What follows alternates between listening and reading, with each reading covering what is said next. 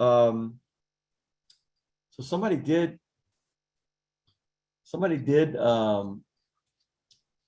ask a question though. They did ask a question. And it might be fun to actually answer a question. Okay, let's do it. So somebody did. I had to make that guy on YouTube be quiet. Was Patrick saying something? No, that was me. That was me on the Oh, YouTube. okay. The volume was on the YouTube. Let's see if I got that. Questions. So other than that, like you've just been in a study mode, getting paid to study. It's nice. My first paycheck in 20 years. Yeah, yeah.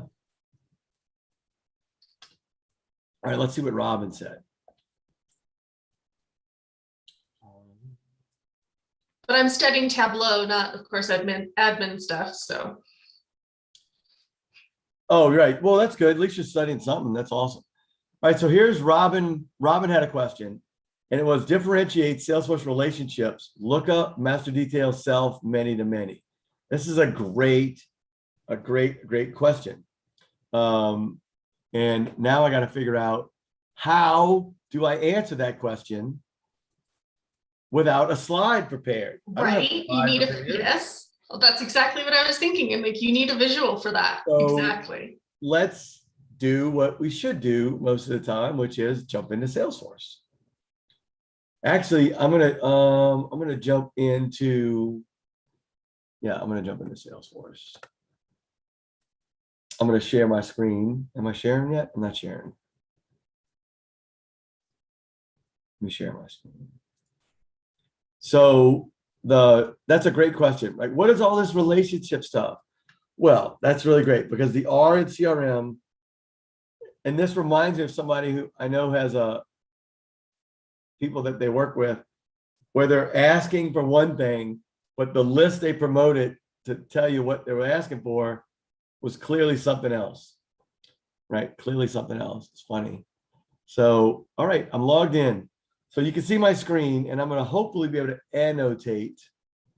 See if we can do this. Annotation. All right. So here's the first thing I'm going to say is this, right? So the account, that is a horrible color. I do not want that. I want a more darker pen. An account and contacts, these two are what's called universal objects. Why are they universal? No matter what cloud you got, they're in the cloud. If you get the cheapest license, Salesforce has the force.com license, where you're just building on the straight platform, you build everything custom, you still get the account and the contact. And what happens with accounts and contacts, right? If you don't buy any other object licenses, they're always there. But what is the relationship between an account and a contact? Well, this is interesting because I want you to think this is where people get messed up all the time with Salesforce. Well, they're not an account yet. They haven't given me money. Right? What makes them an account is they've got a business identity. The account isn't it's a representative entity. So what is that? That means as a representative entity, it could be a business, it could be a household, it could be any type of entity you say it is. It's fine. The contacts are always going to be related to an account, right? If a person works for a company, they're always going to work for a company. It could be one of many companies, but that contact is going to work for a company, right? So you have the building, the account, right? The business. I'm going to draw a little account icon because that's what this is, right? This is the little doors in the front, and then you got, the terrace up here, and then you got your building. And of course, if you're in the South, there's going to be a little smokestack, right? Because your business is probably cooking moonshine. So you got your smokestack, right? That's the business, right? That's the business, your castle, whatever that is. Anybody as a person that's related to that business is a contact. So there's a lookup relationship. the child looks up to see which of all of the companies in the world, which company are they related to? And again, it's any entity that you want out there. It's an entity that doesn't have life, but it is given an existence. Okay, company. It's a company most of the time. Sometimes it's a household. So that, I say that because there's nonprofits and there's other ways banks use it too. So there's a lookup relationship. It is not 100% required. At some point, everybody had parents, right? But it is a lookup relationship because it is not required. But if this person meets a salesperson, who, by the way, is one of your sales, they meet a salesperson from a different company, right? They're in a different company, right? But they look up to that organization. So everybody's got every contact to contact, right? That's a lookup relationship. Now, in the world somewhere, you pick the one, it's a lookup relationship. If that one is required, then you have an opportunity. What does that mean? That means the one has a required relationship. So if I want to have a conversation, I'm over here, this is my wall in the company. If I want to have a conversation with that person about selling them something, then that's going to be on an opportunity. And that opportunity has to have a company. I cannot have a conversation with this person without also being prepared to do business with that company. And that conversation, if executed, has to be related to a company. Can't be related just to a contact, a person, if you will. So the opportunity has what's called a master detail relationship. It is dependent on there being a company. And because companies don't have ears, mouths, nose, or fingers, a person from that company is the only person you can have a conversation with. Now, on that opportunity, they're going to, that contact can be added as having a role in that opportunity, having a role in the opportunity.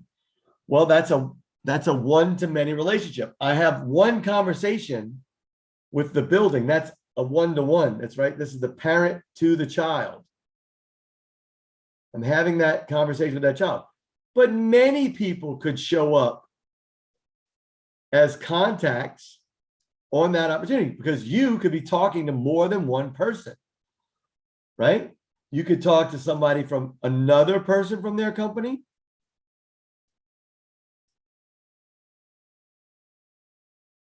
They're related to that company.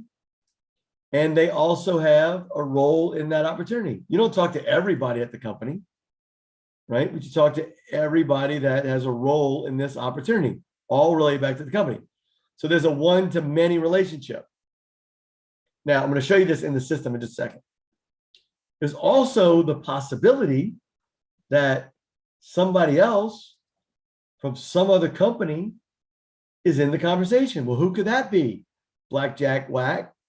Well, there could be another company that has, right? This is the doors and all that, right? They have different door, blah, blah. Still got a smokestack. Right?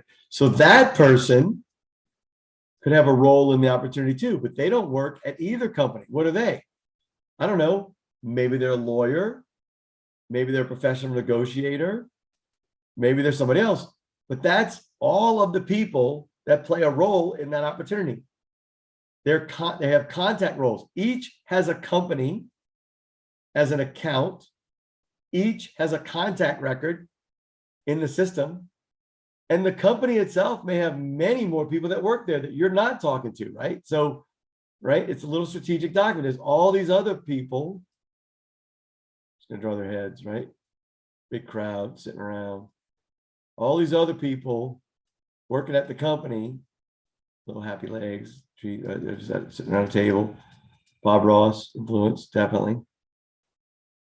I won't buy any Bob Ross gear because the people who license Bob Ross name and likeness cut his son out of any money. So I don't agree with that way of doing business. All those people are not involved in the opportunity, the conversation. Does that make sense? So there's a lookup, right? Now, one company could be, this could be just one part of a big organization.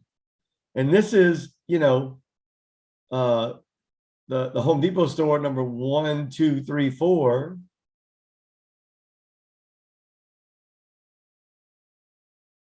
But they're also part of a bigger Home Depot that's, you know, the regional office. That's a different company.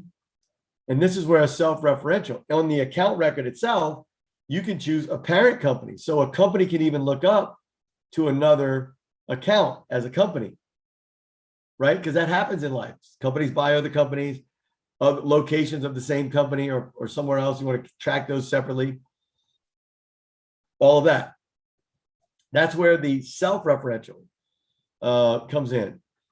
The other, so what was the other part of the question? There was, she had, what was, oh, and then a many-to-many relationship. So if, in this case, this is an opportunity, but a company could also, it's called the junction object you're talking about. And in a junction object, what happens is you've got two separate objects that are needed to create the third object. That is the junction object.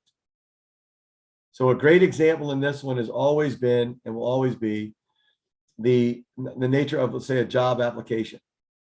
There's a company who's posting a job. You post the job, right? You see those jobs posted on Indeed? That's a job, one of many jobs that the company can have. There's plenty of candidates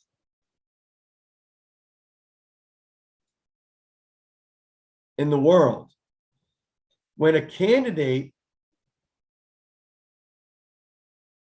applies for that job, this is a job application. A job application can have many, is related to one, you know, is related to a job. Oops, that one's a little.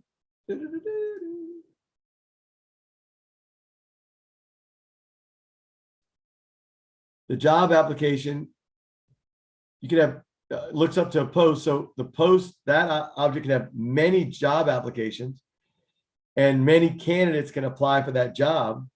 So there's a, right? So they're looking up to that. They get many there. And a job application can have many posts. So there's a many-to-many relationship, right? A post can have many, a job can have many applications, and an application and candidates can apply for many jobs. So that, I think that's the many-to-many relationship. I think it's a good way to explain it. That's a junction object anyway. What do you think, Amanda? How did I do explaining that one? I don't know if I did a good job explaining that one or not. Self-referential, lookup, relate, job related. You did it. You did it. It's I like your drawings. right. And Very now nice. let's go look On the at it. fly. Let's go look at it in the system, right? So Yeah. let's go look and see what it looks like. Get our fingers on it. So I have an account, and in that account, I've got many contacts, but each contact, right? I've got two contacts, Julie and Gabriel, where they are my contacts, right? They're on their contact record. If I open up their contact record,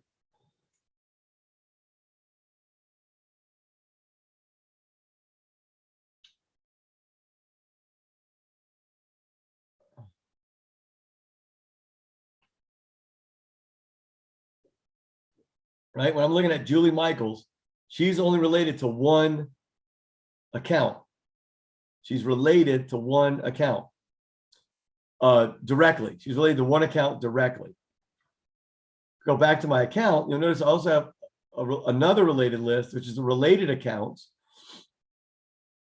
And this is not the greatest page layout in my system, I can tell.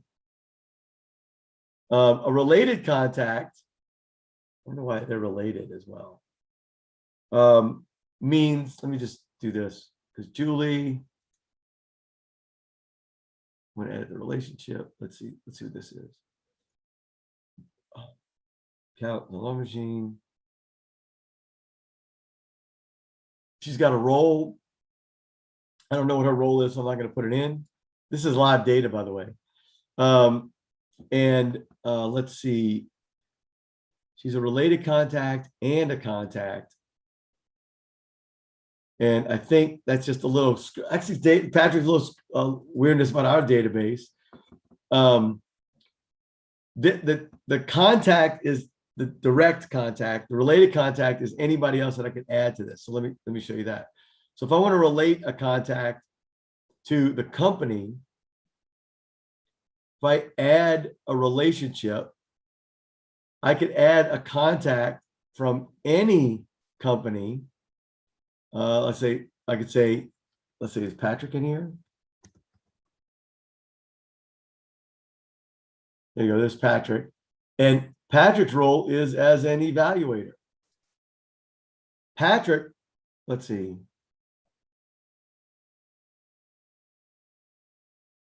Oh, wait. Whoops. I know what I did wrong.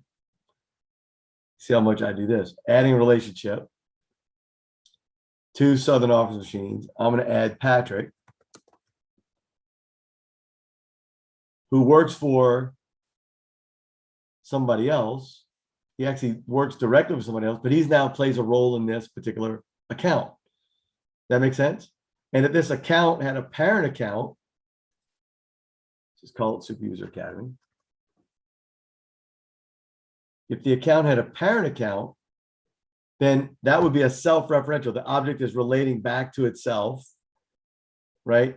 In terms of the relationship. So it's a self, it's meaning an object within an object's relationship. You'll see the relationship going in. You can create a hierarchy from one account to another, depending on, you got the office, the regional office, the state office, the regional office, the national office, international office, right? They're all related to each other, but they're separate buildings. That's how I like to look at it. Who does this building report to in the order of buildings, right? Just like people report to people, buildings report to buildings in terms of company structure. And even at Home Depot, even though a lot of the structures had the same physical address, they were on different floors in the building because that's where that regional office was. They happen to all be in the national headquarters. They didn't have a separate building for the Southeast regional headquarters. They just put it in the same building as the international headquarters, right? So they do that in companies to segregate business units if you're selling to that specific entity where there's really levels of decision makers that you need to interact with at some point in time. Now that account, and I'm going to go back to this account and edit the record a bit. Take that out because it's not true. And since it's not required, it's a lookup relationship. Whereas on an opportunity, an opportunity is close to a master detail relationship because you cannot have an opportunity without an account. So that's master detail. And if you delete the parent, it deletes all the children. So if you delete an account, you have to decide what you're going to do with all the children you're killing. What are you going to do with all the contacts, cases, and opportunities? Because those are standard and they're not, you can actually keep them because they're standard, but in custom objects, they're all gone. There's exceptions for standard because they're hardwired. Now, that last one we talked about was that junction object, or for the many to many. So one to many is when it's a look up. That's the one to many, and then the account itself can have many children that are related to it. Now this is a different kind of relationship because Patrick works for a different account, right? That's why I don't like these guys here as related. So it's a weird setting that the direct contacts are also the related contacts. That's weird. I'll fix it later. If I care enough, I'll fix it sometime. Maybe one of you guys will fix it. This is my org. So anyway, so the other thing would be if we created another app, let's say, in a couple of objects where you had a junction object for job applications. Now, one of the things I like about job applications is you wouldn't need to, because applicants are people too. You could, I kind of always recommend companies have at some point all of their users and employees, or all of their employees, whether they're users of Salesforce or not, as contacts in their CRM as well. Just it's not a bad, strategy. But applicants, job applicants, you could use the contact object to track those applicants. You don't need to create a separate object unless you're going to somehow, like, you run enough of a volume that it doesn't matter, or, depending on how you use your contacts. But they're people, so you don't have to create a separate object for it.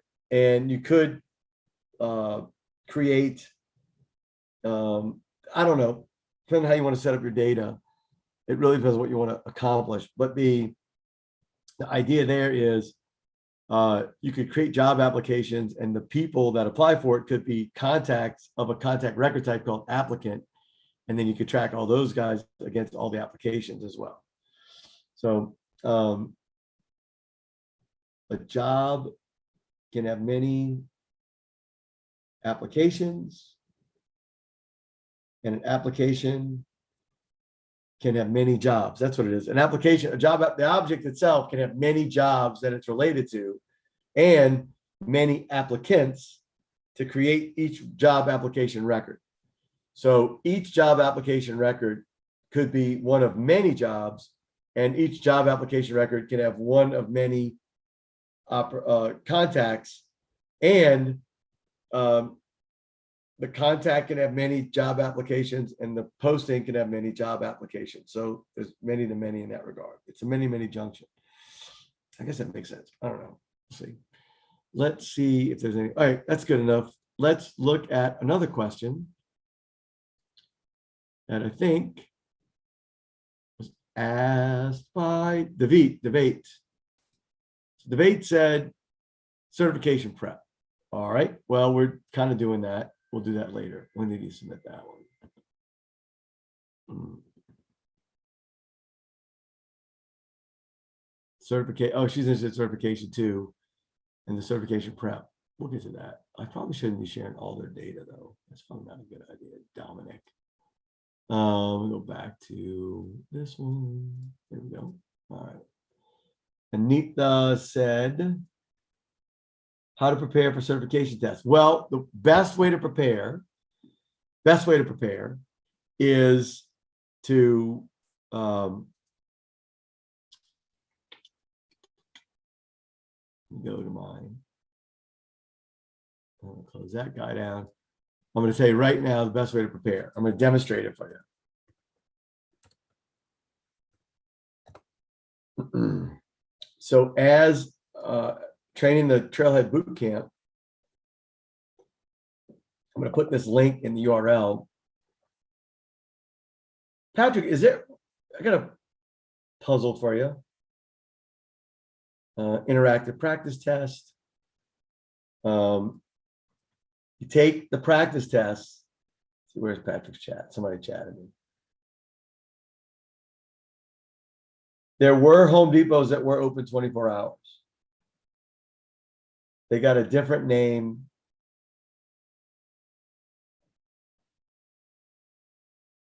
I know the person you're talking about, and the person asking for that data canceled the meeting when they were going to go through that, explain how they derived that list. That's hilarious. The mailbox. I don't know what the mailbox is. With the practice test, here's what I would do. And I've got this administrative practice test that's available for TVB students and anybody that's listening to this.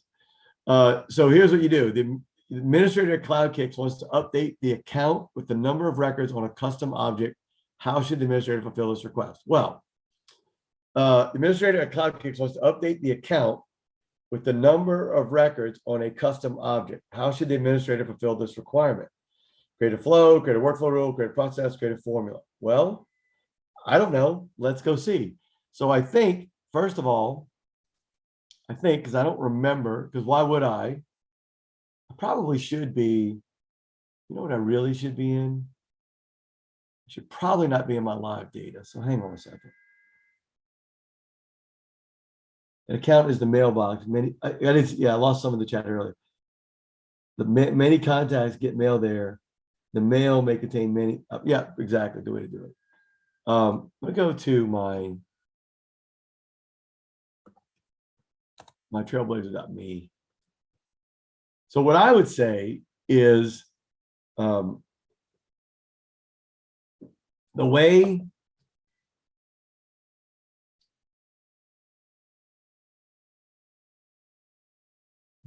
to see if I can get to my settings. I feel like it's changed a bit, and then I don't. Nope, I go to my profile, not my settings. And from my profile, well, I got to be in Trailhead. Oh, they changed it up a little bit. Watch, I'm gonna have to log in again. Maybe not. But if I wait a second, I'll probably figure it out. In the time it takes to figure out that it's gonna take me to where I want it to go, I've usually already clicked the login button. That's right. Patrick said it right. The best certification prep is right here, SuperUser Academy. So I'm going to launch my hands-on org. I just had to get to my Trailhead login. And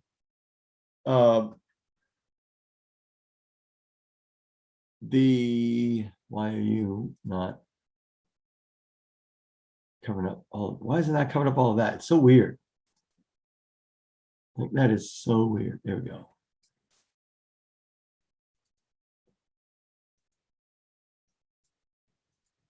It won't cover that bottom, and that's not even there anymore. Anyway, is it? There you go. Oh, all right. So I'm in there's my live data. I'm gonna cut that out.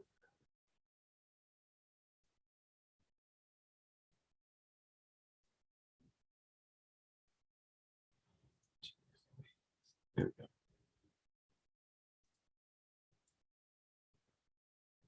Oi, that took forever. All right, too many windows, too many screens. Here we go. So the way to do, what was so the question was, you want to update an account with the number of records on a custom object. So let's create a custom object. So go do the thing they're asking you to do, and then go test every answer, right? So I'm going to go to Object Manager. Do I have any custom objects? I don't think I have any custom objects in here. I might. The reason I'm saying that is favorite. Favorite's a custom object. All right, let's see if I can do that. I might not be able to use favorite because it's not my custom object. If I go to the account, I got to go to favorite first.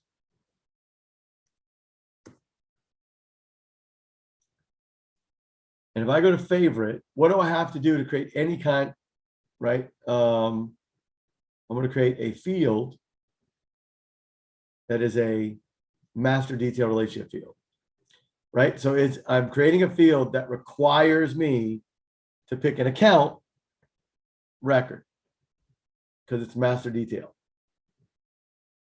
It's related to the account. And I'm going to call the field label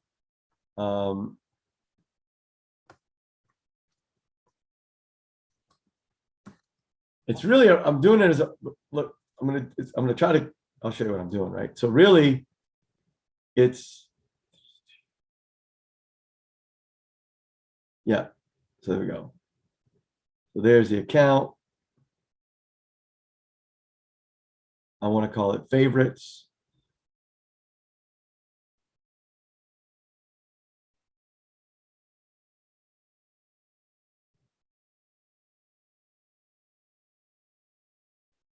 What?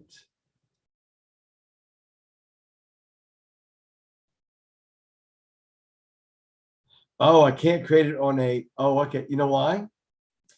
Because this already has one, right? So property is related to, it's already created. So I need to create a new object. The reason is because there's already data and it's required, it won't let me do it. So this was going to be application, no, job. I'll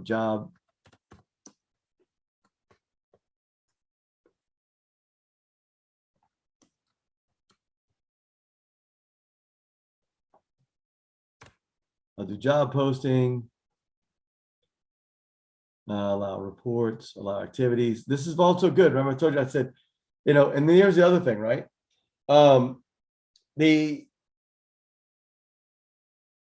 Every exercise, every question is going to take you to places. Slow down, read everything. Take a minute. You're here. You can fill out the answer. Slow down and absorb the page. Absorb what's there. What are they saying on the page in terms of permissions of this object are disabled for all profiles by default. You can enable object permissions and sets by editing custom, or you can enable object permissions in permission sets or by editing in custom profiles. Huzzah! What is that telling you? Yeah, completing super badges is awesome, but bringing your problems here is great, right? So take a minute and read all this stuff, absorb it. Don't memorize it, but go, oh, isn't that interesting? They're asking me for the minimum, but what is the other things they're asking for, right? Is it context sensitive help? Is there some window using visual? Like there's all those other choices. I'm not doing any of that. You don't have to do a lot of things. Notice optional features: allow reports, allow activities, track field history, allow in chatter groups. Do I want this data to have any of those features associated with it, right? You're creating a custom table. Another one, is it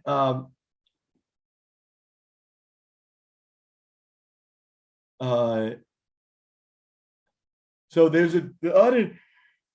I didn't even know there were two object classifications. You don't need to know for the test. It's really obscure, but it's good to know. Can you allow sharing on an object? Sure. Can you allow bulk API access? Allow streaming API access? Do you decide?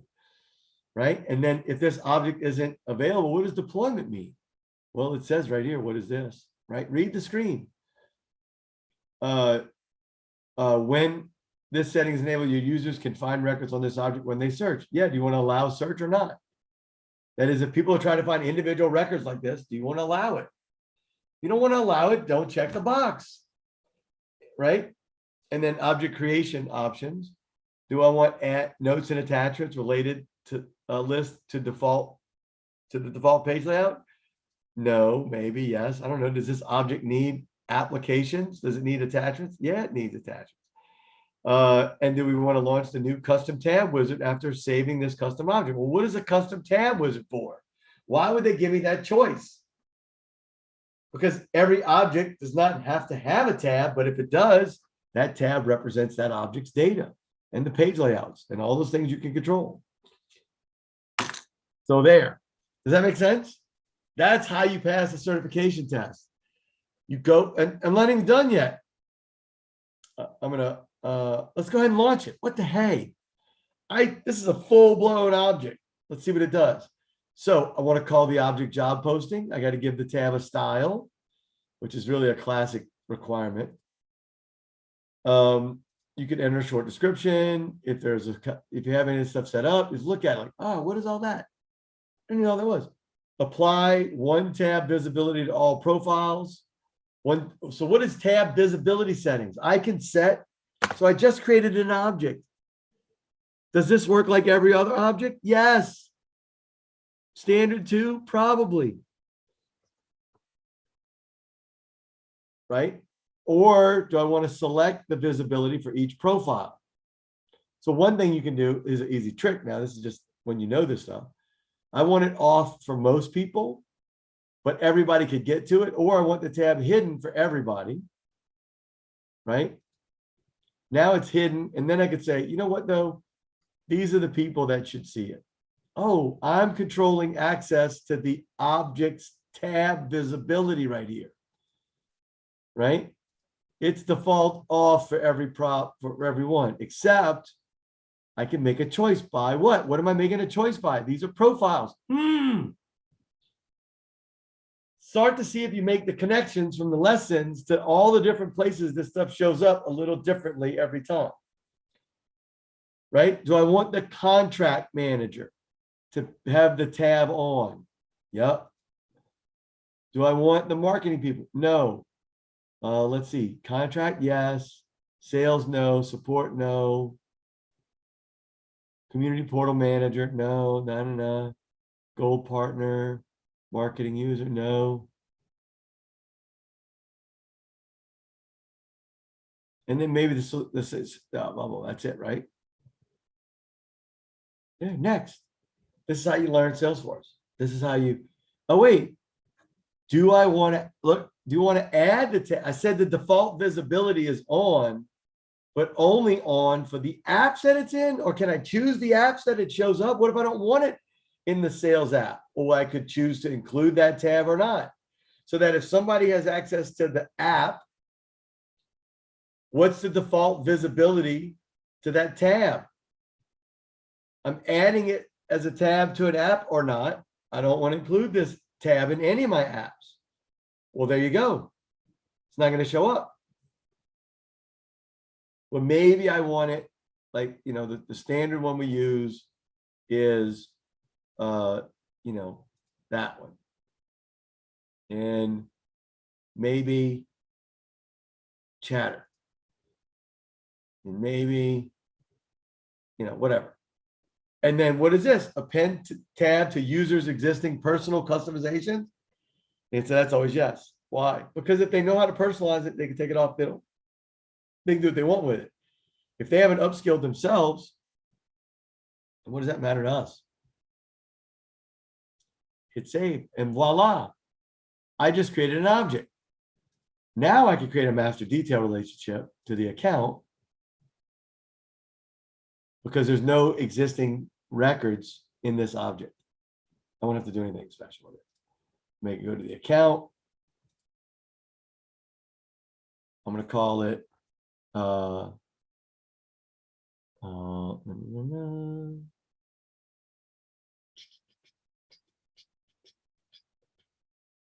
department.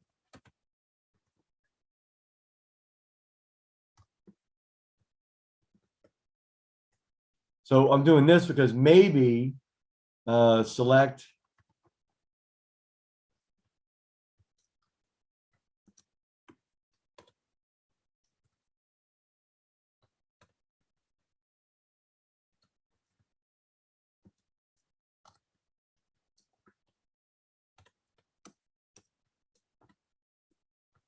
so maybe I'm going to use the account record and have a type for business units for my own internal customers that everybody, I could recreate my whole organization by business unit inside Salesforce as accounts and contacts too. Maybe, I don't know. And then they'll have job postings. And then I could say, if I had a filter, that any applicant would have to be part of that posting. It doesn't matter. It's visible because it's required. I can't make it read only because it's required. Any required field is editable. I can't make it not visible. I can't make it not read. I can't make it read. It is required field. With every record you save, that field's required now. What department is posting this job application? This job posting, right? I'm gonna add it to the page layout. It's got to be there. Can't uncheck it. Why? Because it's required. Why is it required? I don't know. Look at the elements. Is it because of the label or is it because of the data type? Well, label, field name, and description are all random. That's all unique to every field. But data type is a commonality. It's something that gets across the board. You can start to think, maybe all master detail relationships are required because I can't not have it on the page layout. I can't not let every profile edit it. Symptoms of being required. And I can't, I can remove it from page layout. It's going to cause me trouble. Is that right? Wait. What was that one? Oh, yeah. This is my field level security. Right? This is my field level security. I have to, wait. Add reference field to page layout. Oh, reference field. Yeah, the field's required. And this is adding the custom related list for all job postings. Don't want to add the related list to all pages. And the answer is, they don't need it for support. They don't need it for sales, marketing, and those guys work together. So you just put in the related list on the thing. That's master detail. So now what do? So now I want to go back to the account object, because what's the question? I want to update the account with the number of records on a custom object. How does the administrator fill this requirement?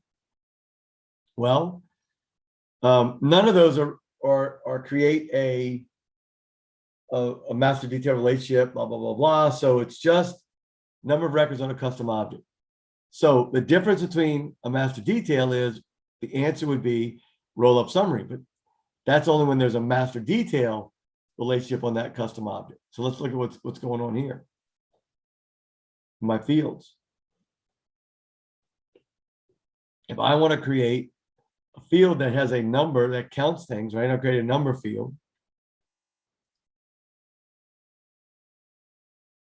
This is a count of stuff.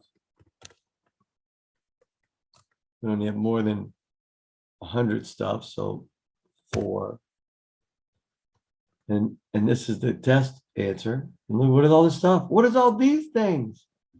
Is it required or not? Is it unique? Is it an external ID? Is there any AI prediction use? We added to a custom auto add to custom report type.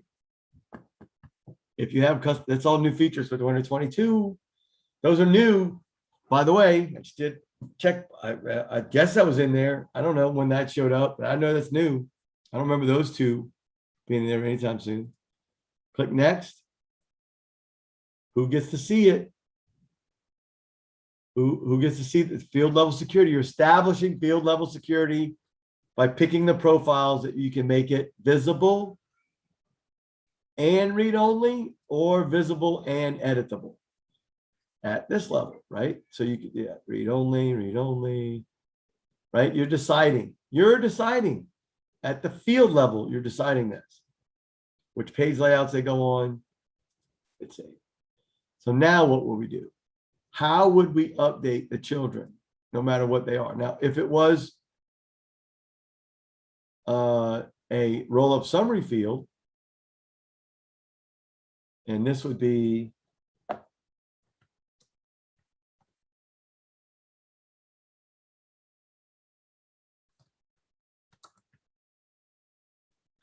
right. I hope this works. Yeah. Which object? You can, because every record that's a job posting record has to have an account associated with it. Then I want the count, and I could choose, right, to filter that. Like it's got to be active, the job posting, created date. We don't have a bunch of fields on it yet, right? And create a lot of fields, but you can create criteria that says you want to count them all or count some. Some, how do you base it on that? How do you know? Or the 3 biggest questions you can ask your people when they're asking you to do stuff. How would you know that you could count that? What's the criteria of counting? Because people say, I want to know the number of opportunities. I want to know how much money each account's worth to us pending. Okay, let me get a check on that. So, right, do you consider an opportunity? What do you consider an opportunity worth counting? What's the criteria? They're not going to be able to articulate the field names, but they're going to say, well, I want to make sure that, you know, it's at least in the 3rd stage. They at least have products. You want to wait till they have products identified to count it, or do you want to count it when the salesman's making a guess?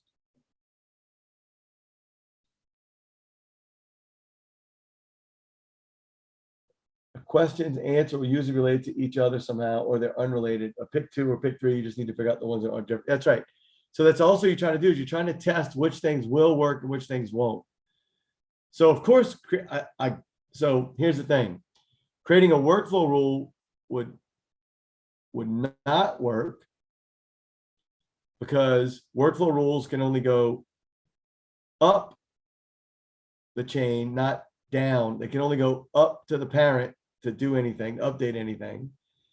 And you wouldn't know, well, that's with a number of custom, how did you could do, a formula would not work, because a formula is going to be on a run, their runtime, and they can't update anything. They can't count anything down the chain or anything like that. A process, I think A, B, or C could do it. What do you think? Yeah, you need to figure out the wrong ones. I said it in class before, and I'll say it again. Way to pass a test is not pick the wrong answers. The way to not pick the wrong answers is be able to identify what's wrong with the answer and the requirement. I want to update the account with the number of records on a custom object. So that's going to be a number field.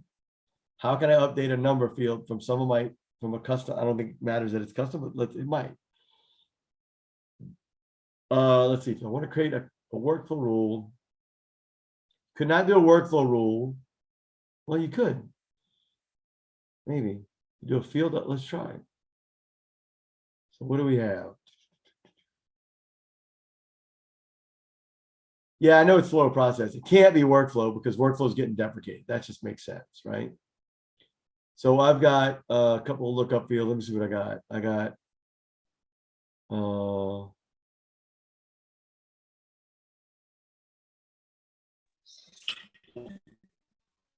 no, I need to look at can't be workflow rule because it's a or if this then that.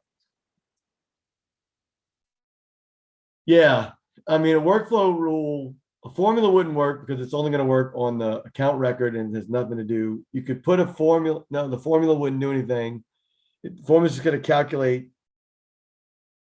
on that record based on other data, but it's not going to. There's no way that it's not going to trigger any updates or anything. It's just going to present a result. There's too many criteria for a workflow rule. Yeah, right. Yeah, because you just don't, it's too much going on with the workflow rule and it doesn't do math that well. So it's got to be a flow or a process. And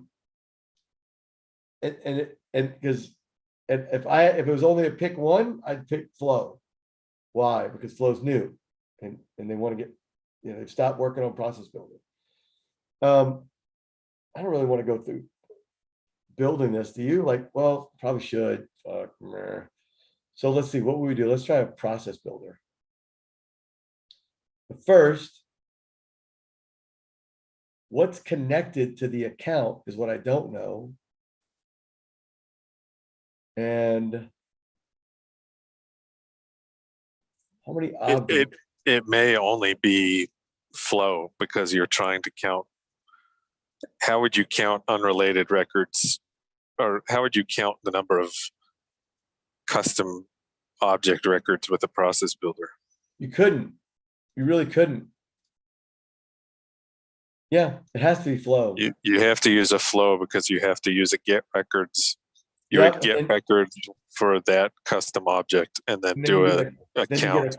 Then you get a count of records that you've gotten, and then you could produce that. Then you could update a field with that. Yeah. It's got to be flow. All right. Well, that's it. That was the answer. That was the question I was answering. How do you study? Well, there you go. There it is. All right. Well, look, you guys have any other questions or comments? I don't want to hold you up. I have a comment. Yeah, go ahead. Why do I see November 10th? You're going to be presenting it with David Nava. Because I am. Cool. David Nava is going to be interviewed. I think I'm presenting. I'm not sure what I should present. Forget what I told him I would present. It says Salesforce exam prep guidance. Well, I'll be doing this, dadgummit. I'll be teaching people how to test the require. So here's the other. This is a preview practice for me, then, right? Isn't it? Right. So the other thing you do is, if you don't know the answer, right, you've got to pick the best answer you can every time.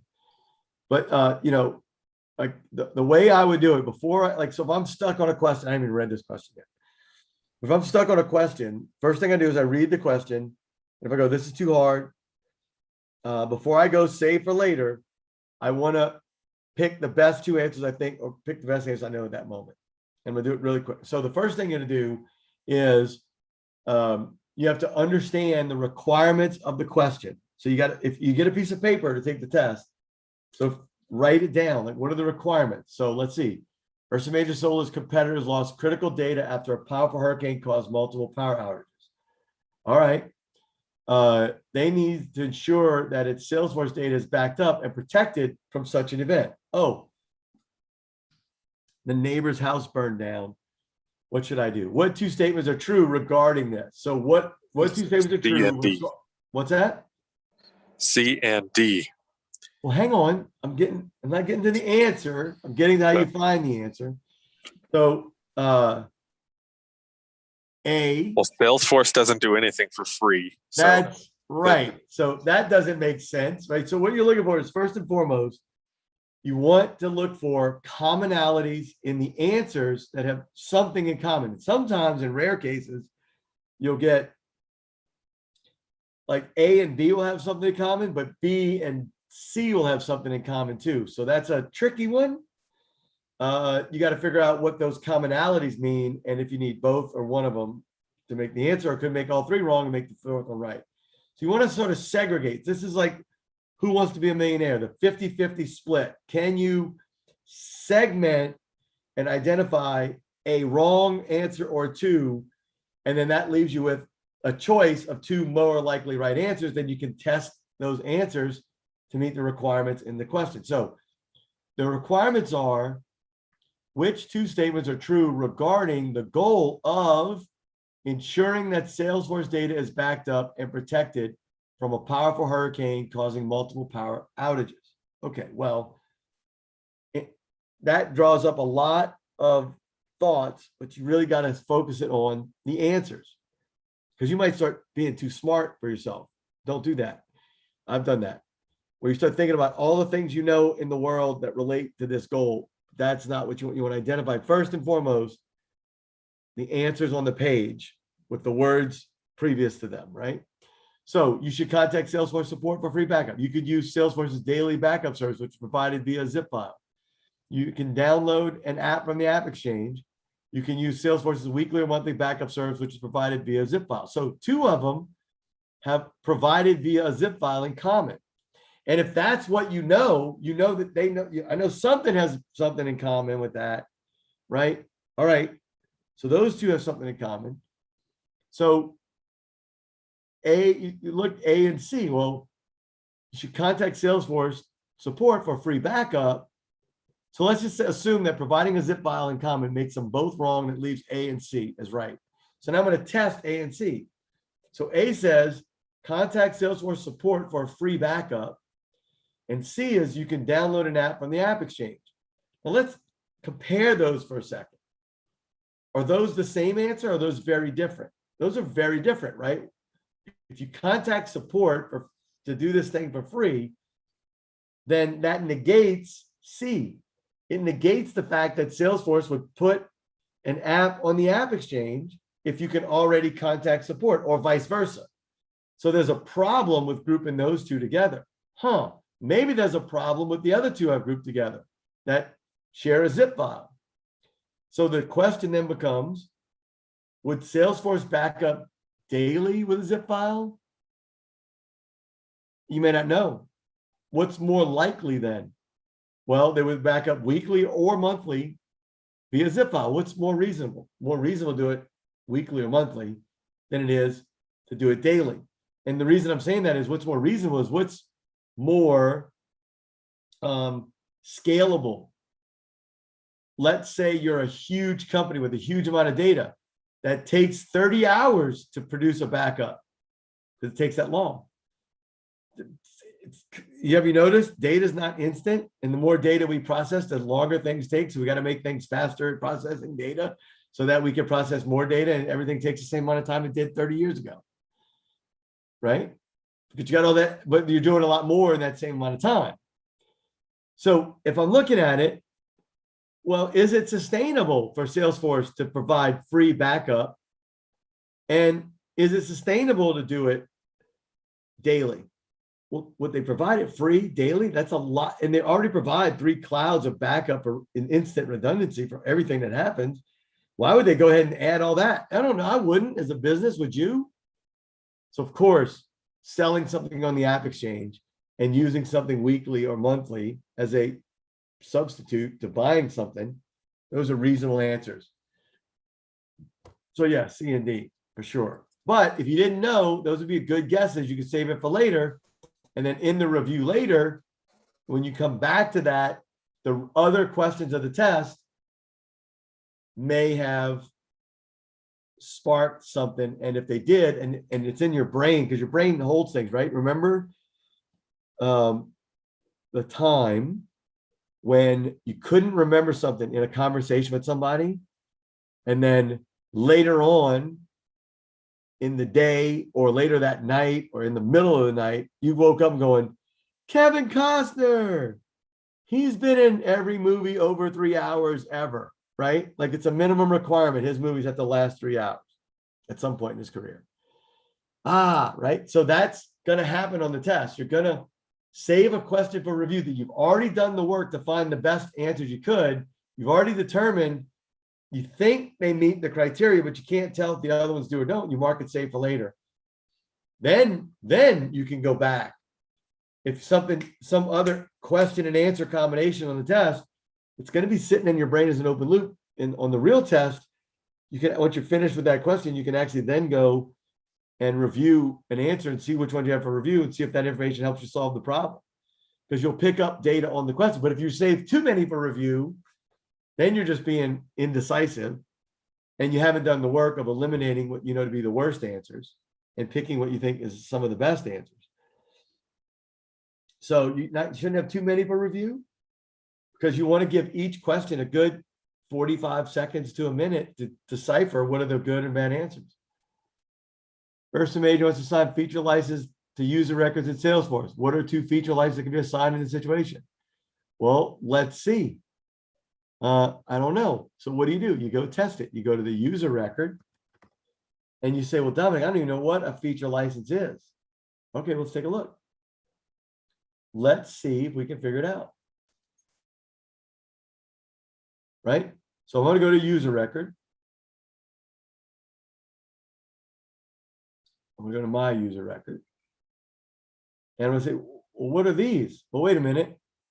I see Service Cloud user. I saw that. Wait a minute. I saw that. Service Cloud user. Okay, knowledge user. Let's see if that's there. Knowledge user's there. Service Cloud user's there. It's actually there on the screen. We'll do a Control F. What are the other 2? Console user. Not even on the page. Console user, not even on the page. And what's the other one? Opportunity. Not even on the page. So right off the bat, you've already clicked and found out there is no such thing as console user or opportunity user on the page that a feature license would sit. Now, the only thing you might not know is, well, what are feature licenses? So where do you find your licenses? Back at the company. Who buys the licenses? The company buys the license. So go look at the company information. Right? If you're curious, where's my user licenses? Oh, none of those say that. There's my permission set licenses. Oh, feature licenses. Son of a gun. There's actually a place for all my feature licenses. I saw them on the page of the user record, but here's where they live. Here's where you buy them. Right? Here's where you see how many you got left. So you can actually take yourself all around and find what you're looking for in order to pass. That is how you do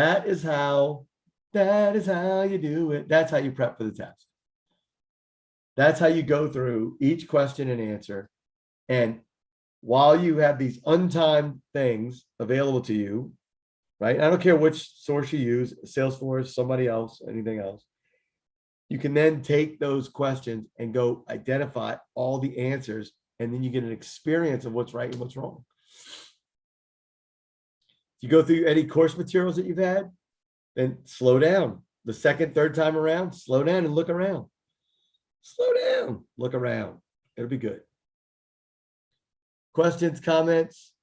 All right, this last one will answer. And then we're done. Ursa Major Solar has the following environment and requirements. So you got to separate the difference between environment and requirements. Critical higher priority accounts have an assigned district manager, sales rep, inside sales rep, and customer service rep. What does that sound like? What does that sound like? They have an assigned. How would you assign those things? Where do those things live? How would you know? An account record already has an owner. How do you associate? How do you assign other people in your company to that account? You create 5 custom lookup fields? Maybe.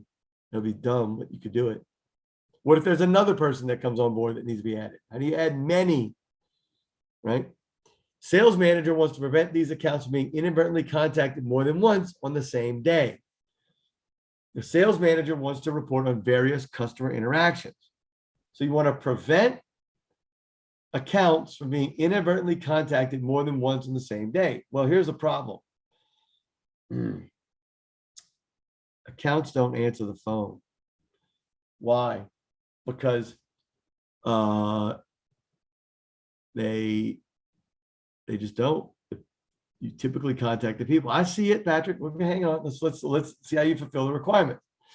So, A, enter comments into the notes section on the account. Could you do that? That's the first question you ask. The answer is yes, I could do that. Would that prevent an account from being inadvertently contacted more than once on the same day? Maybe if the district manager, the sales rep, the inside sales rep, and the customer service rep. What is that? My what? Why don't you use the text? Let's see, what is it? Yeah, app exchange if the answer is always right one. Oh my gosh. What are you writing, Patrick? What are you writing? I can't see it. I don't know. LOL. Yeah, there's no way they're all going to go read the note. Have you met people? So there's no way they're going to read a note, although they could do it. Log a separate task, call, or activity on the account. You could log a task activity on the account. That would alert other people that task or activity has been complete on the account. Yep, for that day. Log a case on the account. A case on the account. Logging a case on the account is a problem you got to solve.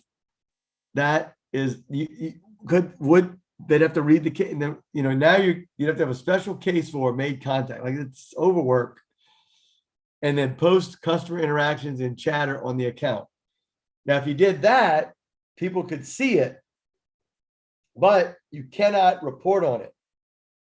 So remember, one of the requirements is the sales manager wants to report on various customer interactions. You cannot report through chatter. So D is out. C, logging a case would be the wrong tool to use for what you're trying to accomplish. And comments into the note section on the account. There isn't a note section on the account, by the way. So that's another giveaway. There's notes, but not a note section. So all you could do would be to log a task, call, or activity on the account. But here's the real, what you would do. What's the real answer? The real answer is you would probably have, and I'm going to flow now because flow is like the answer for everything, right? I would probably create a flow that, let's see, because I think a flow would do it really easy. I'd probably create a flow that, well, first I'd have to set up that all of my account activities on the contacts of an account, which I don't understand. It's a dumb scenario. I want the sales manager wants to prevent these accounts being inadvertently contacted more than once on the same day. Well, what does inadvertently contact mean? Hashtag fire all sales managers. You don't make calls on an account anyway. So I'm already mad at the question because it's creating bad admins. So the answer is B, but you see where the problem is? You never make a call on the account. You never make a call on the account. And what does inadvertently mean? And what does it mean to be contacted? And what more than once on the same day? That's really, this is a contact question. I don't want to inadvertently contact a contact or a lead more than once in a day. See how that's more specific to what you're trying to, the building doesn't get contacted, the building doesn't care.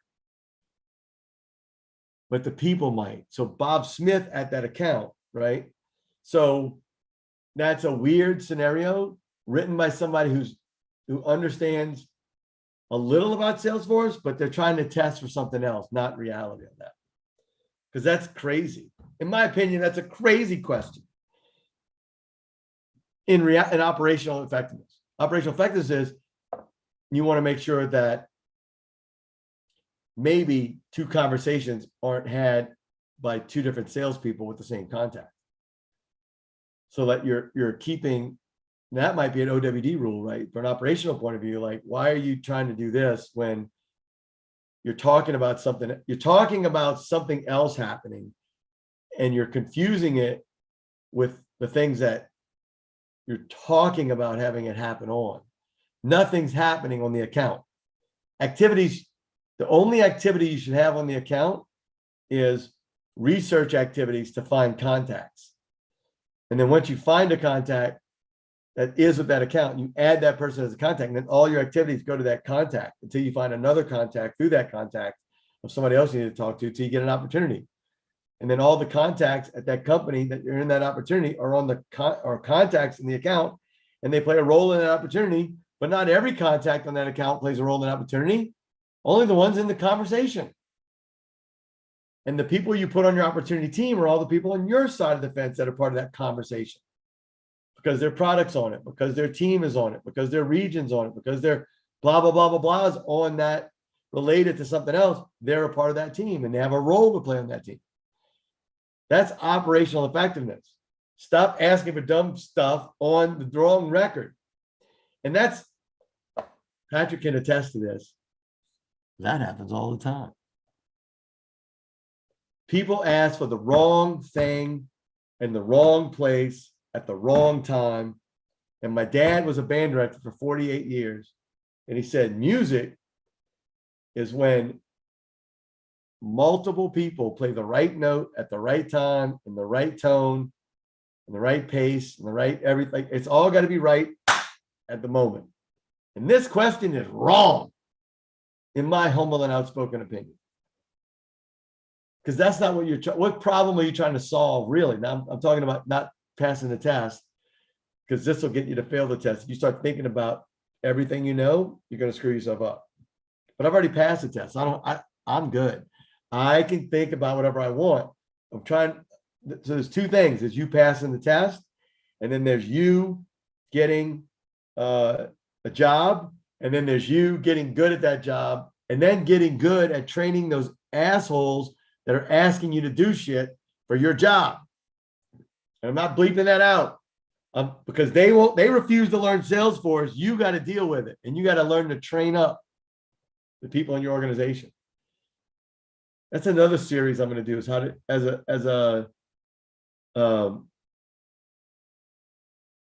contact the account. Why?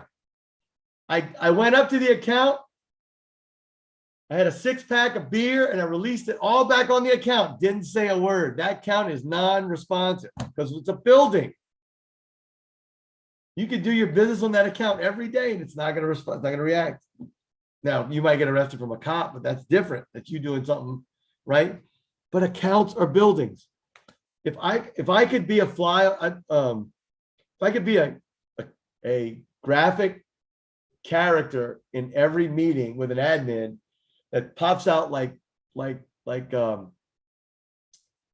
the clip it used to pop out in Microsoft Word. Remember the little paperclip assistant that didn't help but was cute? Like, hey, look, it's fun to let you know we're not helping you. So Microsoft should just give up on the word help. Like Microsoft, a little more, a distracting, confusing set of things that won't help you solve your problem that you're having with my software.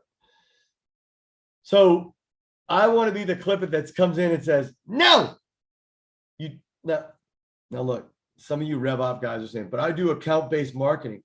Yeah. You're using the account as the base of your marketing, but the account is not responding to any of your marketing. All the people in the account are the ones you're targeting, not the account. It's still account contacts that you're doing your marketing with.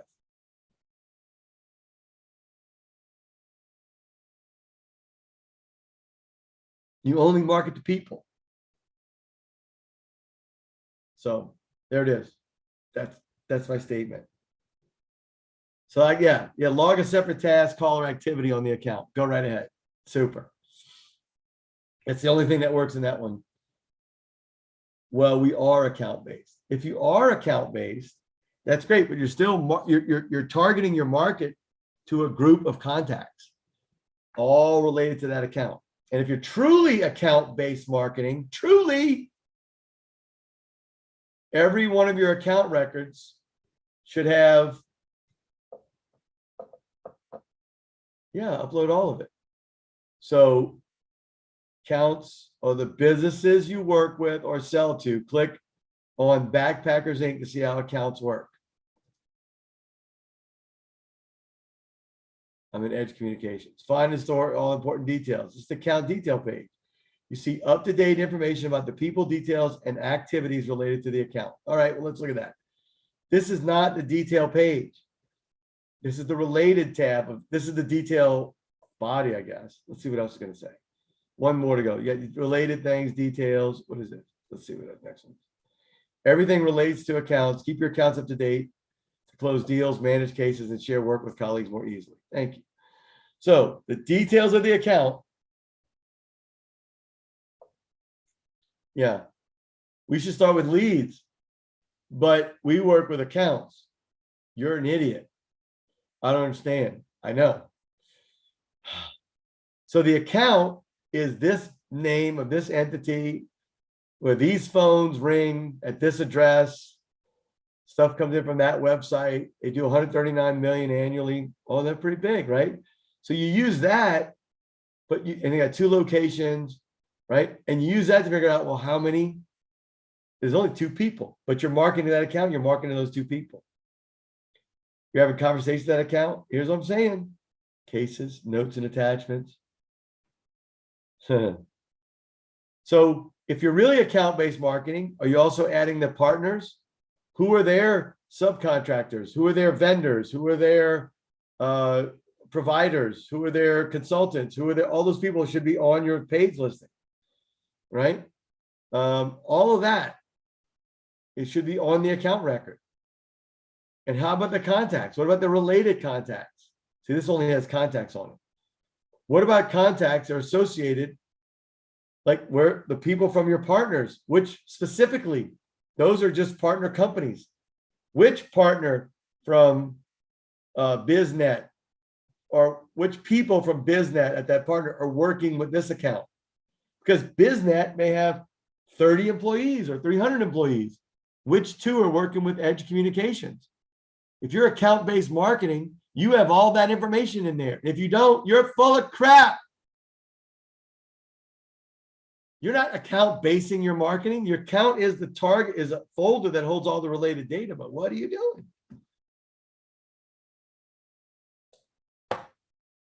Yeah, what's a duplicate? Yeah, Salesforce could get rid of duplicates if everybody could decide what a duplicate is. You got garbage because human beings hold data garbage in their head. And they don't like databases because databases force them to reorganize the data in their head. If you just start to learn the data in your head early and start to get used to it, eventually you'll want it to look like it does in your head will appreciate how it looks and is separated in Salesforce. 5,000 duplicate accounts means you're not account-based marketing. If you would, you'd have 0 duplicates. These are clippets you can play anywhere, Patrick. If you have duplicate accounts, you're not account-based marketing. You're not keeping your data up to date. You're not paying attention. Well, somebody else entered it. Nope, you let it happen, leader. You let it happen.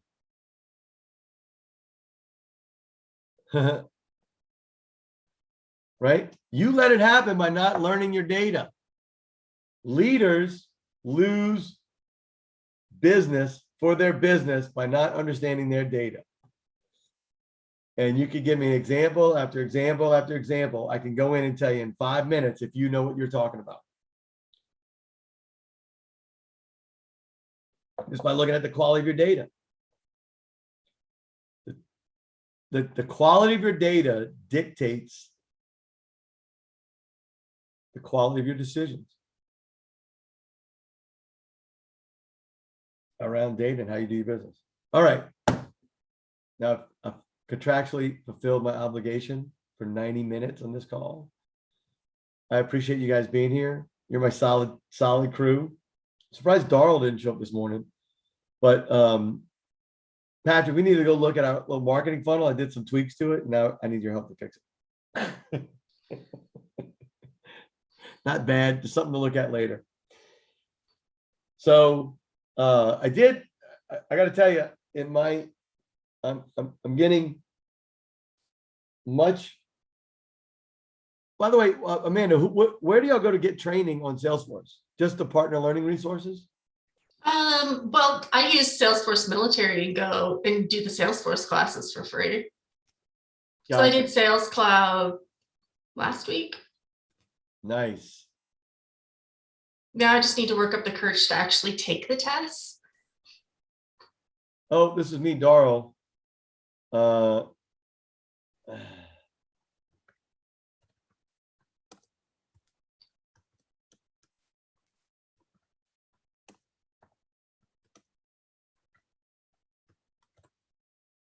Gotcha. So dadgummit, I didn't check my email. Darn it.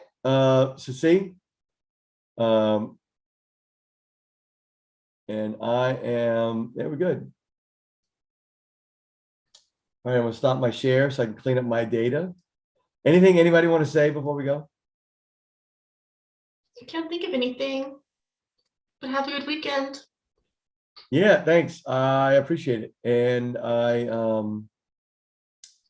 let's see, I want to remove that relationship, see how that goes. And then, yeah, y'all have a great weekend too. Okay, I put your session on my calendar. Yeah, I changed the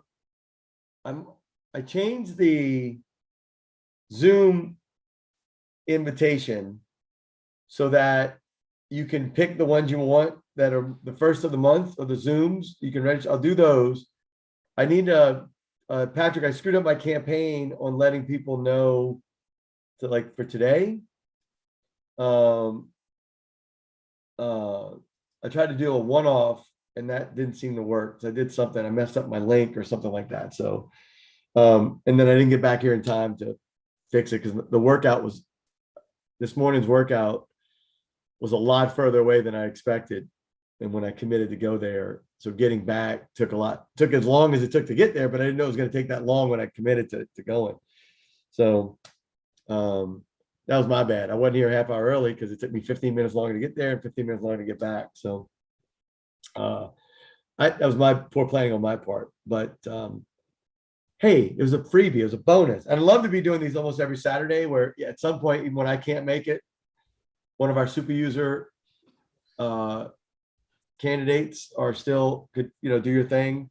And that would probably be Amanda or Patrick or whoever else wants to jump on and is watching this recording that want to jump in. This is what we're building, is our own internal think tank community playground where we get to ask and answer questions that apply to our Salesforce from the stuff we're learning about all Salesforce, right? Making that connection to your business, because nobody knows your business like you, and nobody knows Salesforce like us. And I mean that us as a community, because I don't know everything and neither do you, but together we'll explain more. If not, you get it, we'll try to help you solve it. And I know that, listen, I had an experience, and the reason I'm doing it is I saw it in action. My very first Salesforce community event was a Southeast Dreamin'. And at Southeast Dreamin', there was a person there, the hackathon, and I watched this person who had brought her problem to the hackathon, and in 3.5 hours, 7 or 8 people entered and left that conversation. But after 3.5 hours, she left with a solution. And it turned out to be a problem with Facebook documentation, but she left with a solution. She got her solution because the community came together around that table. And I was a neophyte at the time. It's like 4 or 5 years ago. I was just getting started. Like, I don't know anything about how do you do single sign-on through Facebook and the Salesforce or blah, blah, blah through community. I'm like, I don't know. I still don't know. Don't want to know, but I watched it happen. So I know it can be done. So even if we can't get it done in 90 minutes, we can get it done. And we can get it done eventually. We'll keep hacking and whacking at it till we get it done. So thank you for your time. Thank you for being here. Was it worth it, Amanda? Was this worth it for you being here? Yeah, it's fun in the morning to see you. And you're so animated about your sales process. I love it. We'll see. Patrick, what about you? Is it worth it being here? Thank you for being here. I appreciate you being here. It was worth it for me having you both. But was it worth it for you to be here, Patrick? Well, I'll probably get fired, you know. As usual, I stay too much. Thank God. Let's hope you get fired. But let's hope you get fired after that new company takes over and just puts in all their people once they see how bad their people set up Salesforce. And they might, you know, you might just go, wasn't me, man. Look what I tried to do. Is my documentation. I'm trying to unscrew the knot, you know, accordion knot. So It took them 12 years to get there. They think I could fix it in 3 months. yeah, right. Yeah, right. How long did it take you to wind this thing? It's take a little while to unwind it, right? And that's the thing. We're doing a project for a company right now. We're trying to transfer it from one org to another just to like, you know what, let's just walk away from this one and put it all back where it belongs in that one. And that'll be set up good and all the junk will leave behind. How about that? It's hard to get people to do that. They don't know what's junk or not.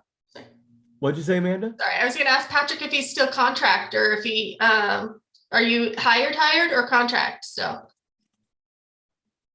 I think you got hired. Direct. Very fun. Congrats, maybe. With a substantial pay raise, so it's good. Excellent, excellent. See, That's what I Patrick's want. traveling by bus now, so you got a pay raise. How were you traveling before the pay raise? Walking out. Walk around. Walking to the Still, border. we still walk to the bus. Very good, very good. No taxi for us. Saving the pesos. Yeah, man. Save the monies. All right, guys. Y'all have a great one. I'll talk to you soon.